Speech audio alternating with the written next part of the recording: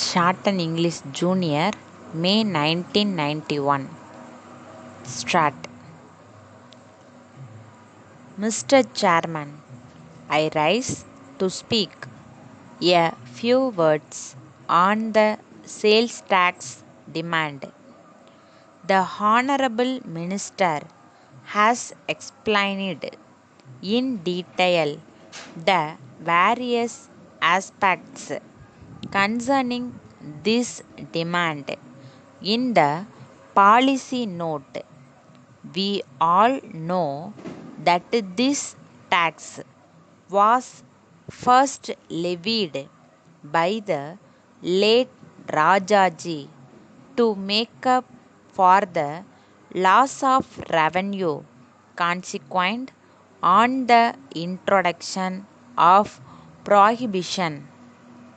However, even after the scrapping of prohibition, this tax is continued to be levied since the government are getting crores of rupees from this tax. It is of course not possible for them to give up this tax now.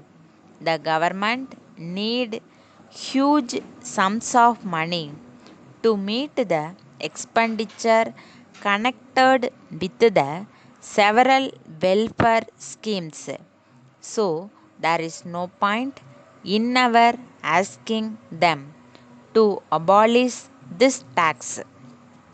Nevertheless, I feel that it is my duty to point out the various difficulties experienced by the people and also the traders. They are put to many hardships. The people have to pay this tax at several points. There seems to be no sound principle followed in the collection of this tax. We hear of complaints about the harassment of the assessees by the officials. It is also said that some of the provisions of the Act are not clear. Having regard to all these, I would like to suggest the appointment of a high level committee consisting of officials, representatives of assessees, the public, and also some experts. That committee may be asked to recommend necessary modifications to streamline the enforcement of the provisions of the Act. It should also be requested to suggest ways and means as to how the difficulties experienced by the concerned people could be removed or minimized. There is another point. Whenever the merchants go to the sales tax officers, they are not properly treated. They do not have proper seats in some places.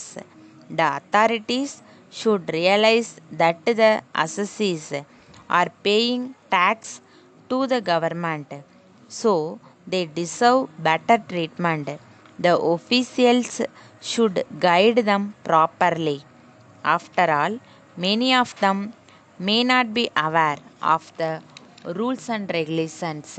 The officers should explain them to the assessees.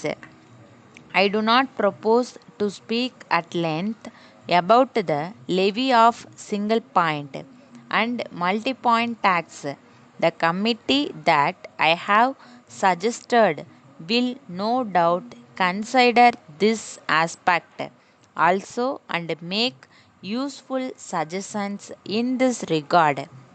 With these observations, I conclude my speech. Thank you. Letter dated 10th August 1989 from Veeramani and Sons, Erode, to Messrs. Mohan and Company, Salem. Dear Sirs, we are in receipt of your letter of the first instant. We have carefully gone through the contents of the same. We wish to point out at the very outset that there will not be much scope for your mixes in this region at the present time. Already there are a number of them in the market. Most of the dealers are not in a position to push up their sales because of the keen competition in the field. So it is very difficult for us to undertake the sale of your mixes. We shall study the market situation in the next 3 months.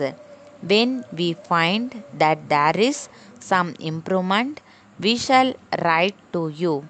We hope to be in a better position to transact business with you in future.